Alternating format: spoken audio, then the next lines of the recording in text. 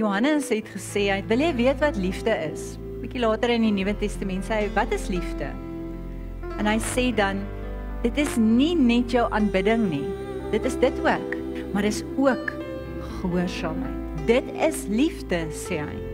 Wanneer ons God se gebooie gehoorsaam, die riglyne wat God vir ons in sy woord stel, wanneer ons lewe daarvolgens inrig, dis liefde.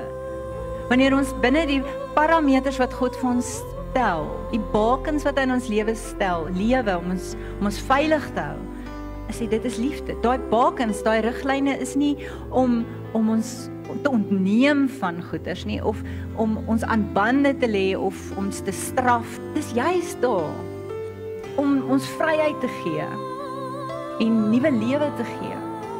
God sê ek maak die spelreëls sit ek vir jou daar sodat jy die spel van die lewe kan geniet.